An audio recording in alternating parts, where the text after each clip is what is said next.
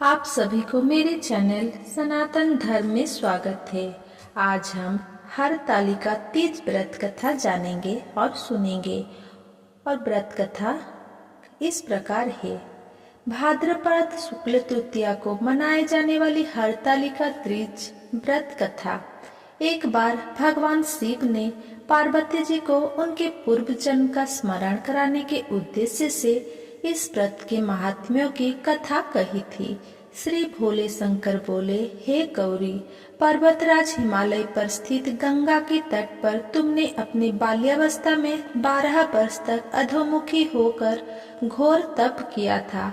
इतनी अवधि तुमने अन्न ना खाकर पेड़ों के सूखे पत्ते चबाकर व्यतीत किए। माँ की विकराल शीतलता में तुमने निरंतर जल में प्रवेश करके तप किया। बैसाख की जला देने वाली गर्मी में तुमने पंचाग्नि में से शरीर को तपाया। श्रावण की मूसलधार वर्षा में खुले आसमान के नीचे बिना अन्न जल ग्रहण किए समय व्यतीत किया। तुम्हारे पिता तुम्हारी कष्ट साध्य तपस्या को देखकर बड़े दुखी होते थे। उन्हें बड़ा क्लेश होता था। तब एक दिन तुम्हारी तपस्या तथा पिता के क्लेश को दूर देखकर नारद जी तुम्हारे घर पधारे। तुम्हारे प्रीत पिता ने हृदय से अतिथि सत्कार करके उनके आने का कारण पूछा। नारद जी ने कहा, गिरिराज, मैं भगवान विष्णु के भेजने पर यहाँ उपस्थित हुआ हूँ। आपकी कन्या ने बड़ा कठोर तप किया है। इससे प्रसन्न होकर वे आपकी सुपुत्री पार्वती से विवाह करना चाहते हैं। इस संदर्भ में आपकी राय जानना चाहता हूँ। नारद जी की बात सुनकर गिरिराज गदगद हो उठे। उनके तो जैसे सारे क्लेश ही दूर हो गए। प्रसन्नचित होकर वे बोले, श्रीमान, यदि स्वयं विष्णु मेरी कन्या का वरण करना चाहते हैं तो भला मुझे क्या आपत्ति हो सकती है।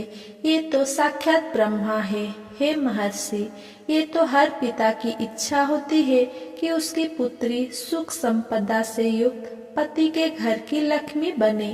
पिता की सार्थकता इसी में है कि पति के घर जाकर उसकी पुत्री पिता के घर से अधिक सुखी रहे। तुम्हारे पिता की स्वीकृति पाकर नारद जी विष्णु के पास गए और उनसे तुम्हारे ब्याह के निश्चित होने का समाचार सुनाया। मगर इस विवाह संबंध की बात जब तुम्हारे कान में पड़ी तो तुम्हारे दुख का ठिकाना ना रहा। तुम्हारे एक सखी ने तुम्हारी इस मानसिक दशा को समझ लिया और उसने तुमसे उस विक्षिप्त का कारण जानना चाहा। तब तुमने बताया, मैंने सच्चे हृदय से भगवान शिव शंकर का वरण किया है, किंतु मेरे पिता ने मेरे विवाह विष्णु जी से निश्चित कर दिया है। मैं विचित्र धर्म संकट में हूँ। अब मैं क्या करूँ? प्राण छोड़ देने के अतिरिक्त अब कोई भी उपाय नहीं शेष रहा है। तुम्हारी सखी बड़ी ही समझदार और सूझबूझ वाली थी। उसने कहा, सखी, प्राण त्यागने का इसमें कारण ही क्या है? संकट के मौके पर धैर्य से काम लेना चाहिए। नारी के जीवन की सार्थकता इसी में है कि पति रूप में हृदय से जिसे एक बार स्वीकार कर लिया, जीवन पर्यंत उसी से निर्वाह करे। सच्ची आस्था और एक निष्ठा के समक्ष तो ईश्वर को भी समर्पण होना पड़ता है। मैं तुम्हें घरघोर जंगल में ले चलती हूँ, जो साधना स्थली भी है, और जहाँ तुम्हारे पिता तुम्हें खोज भी ना पाए, वहाँ तुम साधना में लीन हो जाना। मुझे विश्वास है कि ईश्वर अवश्य ही तुम्हारी सहायता करेंगे। तुमने ऐसा ही किया। तुम्हारे पिता तुम्हें घर पर ना पाकर बड़े दुखी तथा चिंतित हुए। वे सोचने लगे कि तुम जाने कहाँ चली गई। मैं विष्णु जी से उसका विवाह करने का प्रण कर चुका हूँ। यदि भगवान विष्णु बारात लेकर आ गए और कन्या घर पर ना हुई तो बड़ा अपमान होगा। मैं तो कहीं मुंह दिखाने के योग्य भी नहीं रहूंगा। यही सब सोचकर गिरिराज ने जोर जोर से शोर से तुम्हारी खोज शुरू करवा दी। इधर तुम्हारी खोज होती रही और उधर तुम अपनी सखी के साथ नदी के तट पर एक गुफा में मेरी आराधना में लीन थी। भाद्रपद शुक्ल तृतीया को हस्त नक्षत्र था। उस दिन तुमने रेत के शिवलिंग का निर्माण करके व्रत किया, रात भर मेरी स्तुति की के गीत गा कर जागी। तुम्हारे इस कष्ट साध्य तपस्या के प्रभाव से मेरा आसन डोलने लगा, मेरी समाधि टूट गई। मैं तुरंत तुम्हारे समक्ष जा पहुंचा और तुम्हारी तपस्या से प्रसन्न होकर तुमसे वर मांगने को के लिए कहा। तब अपनी तपस्या के फल स्वरूप मुझे अपने समक्ष पाकर तुमने कहा, मैं हृदय से आपको पति के रूप में वरण कर चुकी हूँ। यदि आप सचमुच मेरी तपस्या से प्रसन्न होकर आप यहाँ पधारे हैं तो मुझे अपनी अर्धांगिनी के रूप में स्वीकार कर लीजिए। तब मैं तथास्तु कहकर कैलाश पर्वत पर लौट गया। प्रातः होते ही तुमने पूजा की समस्त सामग्री को नदी में प्रवाहित करके अपनी सहेली सहित व्रत का पारण किया।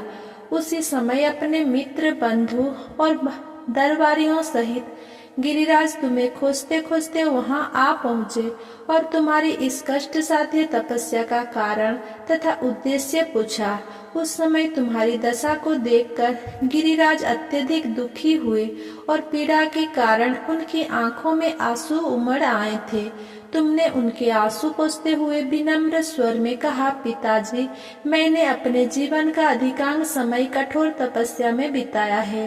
मेरी इस तपस्या का उद्देश्य केवल यही था कि मैं महादेव को पति के रूप में पाना चाहती थी। आज मैं अपनी तपस्या की कसौटी पर खरी उतर चुकी हूँ। आप क्योंकि विष्णु जी से मेरे विवाह करने का निर्णय ले चुके थे, इसीलिए मैं अपने आराध्य की खोज में घर छोड़कर चली आई। अब मैं आपके साथ इसी शर्त पर घर जाऊंगी कि आप मेरा विवाह विष्णु जी से ना करके महादेव जी से करेंगे। गिरिराज मान गए और तुम्हें घर ले गए। कुछ समय के पश्चात शास्त्रोक्त विधि विधान पूर्वक उन्होंने हम दोनों को विवाह सूत्र में बांध दिया। हे पार्वती, भाद्रपद की शुक्ल तृतीया को तुमने मेरी आराधना करके जो व्रत किया था, उसी के फल स्वरूप मेरा तुमसे विवाह हो सका। इसका महत्व ये है कि मैं इस व्रत को करने वाली कुंवारियों को मनोवांछित फल देता हूँ। इसीलिए सौभाग्य की इच्छा करने वाली प्रत्येक युवती को यह व्रत पूरी एकनिष्ठा तथा आस्था से करनी चाहिए। अगर मेरा ये वीडियो आपको पसंद आया हो तो मेरा वीडियो को लाइक, कमेंट, शेयर करें। मेरा चैनल को सब्सक्राइब करें। धन्यवाद।